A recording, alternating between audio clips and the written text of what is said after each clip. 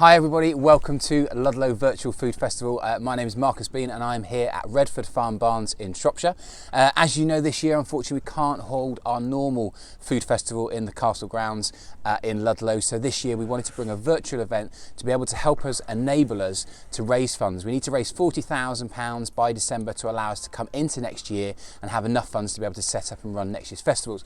One of the things we wanted to make sure we could do is to allow you to understand a little bit about Ludlow food and obviously the important things about Ludlow, including our producers. So we set up some producer chats to bring in some of the people who have been involved in Ludlow, having stands, born, bred Ludlow, you know, surrounding areas, and really get a bit of an understanding of them, their product, and what they do and why Ludlow is important. So without further ado, please say hello, a big welcome to the fantastic Robert Swift from Bread2Bake in Ludlow. Thank you, Robert, for joining us. No problem at all. You've been involved in Ludlow for a long time, and living in and around. How long have you been in Ludlow for?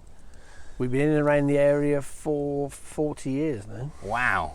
Yeah. And the family bakery, which originally started, how long's that been running? 157. 157 years. Yeah.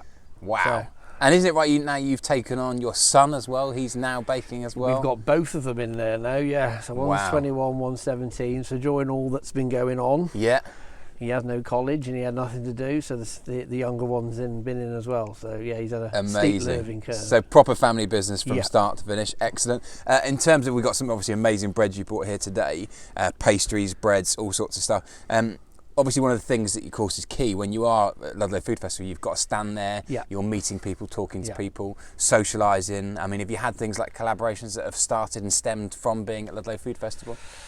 Yeah, we have. Yeah, but just from other people that were there, you've then say Netherton Foundries like that. We've done the tins and stuff. We've designed tins for them to sell and breadboards and things like that. But then there's just general collaboration between oil people. Or, and myself and yourself, the cookery school, you know, things like that. The first time we met was a food festival. It was, yes, so, you know, so it does, because you've got like-minded people in the same area. Yeah. And with them being independents, they're not you know, nationals that are setting up stands and things like that. They're all there for one reason, and that's to show people what they can do, and what they do best, and what they do best. They show their passion, they show what it's about. And when you've got a group of people that all like that, everybody kind of fires off each other, which is quite nice. Which is great, yeah, exactly. Not only, of course, are you normally at the food festival selling breads and having the stand, but you're also demonstrating as well, which of course, you know, everybody who does a demonstration at Ludlow Food Festival is doing it voluntary as well. You know, so you're always up on stage doing master classes, baking. I mean, how many years have you personally been sort of working at the festival and helping out and having stands? Been in and around with a stand for, I was thinking about this the other day, it's got to be around 15, 18 years now. Wow. We were originally involved in the first one when it wasn't in the castle, when it was just around the town. Yeah. And it was more pubs and bakers and that, and obviously the butchers. Yes. But yeah, since it's been in and around the castle, it's been I've been demoing on the demo stage there for at least 12 or 15 years now. And while you're doing that, you're still having to run the bakery, you're still supplying your restaurants, everybody obviously who's busy at that restaurants over that weekend, of course, because people are coming to town, so you're double baking for people, you're selling at the stand and you're demonstrating. I mean, do you ever sleep over the Ludlow Food Festival weekend? No, our planning for Ludlow Food Festival starts on the Monday beforehand. Yeah. And then by the Wednesday we're in full flow, and we don't stop then till Sunday lunchtime. So that's incredible. What would it mean to you and of course your business and your family to lose Ludlow Food Festival? Obviously it's not going to happen. If we raise the 40,000 we're okay. Absolutely. It's Ludlow. I think Ludlow as a town would never understand how much they'd miss Ludlow Food Festival unless it wasn't there. Yeah. Because in the times that we've just been through, you can see how important it is for the locality you're in, for people to be tourism's the town, absolutely, and everything. So to take something like that away from it, and away from all of us, not just would be pretty catastrophic. Really. We rely on our restaurants, hotels, delis, all this. So if they're not doing well, we're not doing well. No.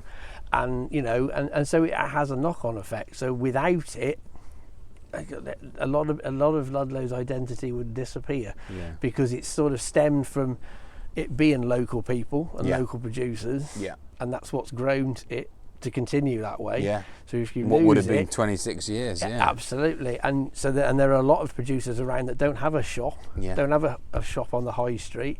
They are reliant on that people connection. being able to come and see them. Yeah. So, and also that feedback, I think a lot of the time, when you're speaking to people, you're baking all the time, you start work at night, you go through, you're baking, you don't always get a chance to see that end customer. No. So it's so important for that connection as well between producer, customer, and again, those connections again that you get and the collaborations that might come from it. Absolutely. As a producer, if you're turning your product out, which you think is okay, it's not until you have a customer that are buying it that say, actually, I really like that, or that. That's where you you work out what works and what doesn't work. You might be turning it out and thinking, oh, this is marvellous, and somebody says, it's a bit this and it's a bit that. So it helps. The criticism is always great at sort of 2 o'clock on a Saturday afternoon when you've been up all night. When you've been up all night, exactly. But it's feedback that you need, because it's the people that are going to come and take the product from you. So. Well, thank you very much for your support over the years. As I said, I know you've brought some incredible breads for us to try today, so we'll be sampling some of those later. If anybody wants to find out about sort of bakeries that you might supply, shops, things like that, or even if they've got a little sort of deli restaurant, how would they get in contact with you to find out more about the bread? You can, if you go on Bread2Bake's got a Facebook page, Bread2Bake, the number 2 in the middle. Have a look on there. It gives you all the contact numbers, emails, etc. Amazing. We haven't been set up very long ourselves there, so it's work in progress. Good. And we've had a slight glitch in the last few months, as has everybody. So go on there, get hold of us, contact us, the social medias. If you see the van driving around, it's all written on the back. Excellent. So just get hold of us whatever way you can. Brilliant. Well, thank you for the support. Hopefully we'll be back next year. All you need to do, of course, is head across the Ludlow Food Festival website for the chance to donate. You can become a friend. You can give any amount you want to the festival to be able to help us go in and raise that 40,000. Not only that, we are going to be doing some raffles and some auctions throughout the next weeks and coming months to be able to help raise some funds. Anything you can do will help. Support, of course, all our producers like we would normally do at the festival, but also as well be able to just go on and talk and learn a little bit about why people are so passionate about Ludlow. Thank you so much, Robert. We'll see you again hopefully next year in the castle, doing that massive weekend, working all those hours, but of course giving us the support we need. Thank you very much. Take care. Thank you and bye-bye.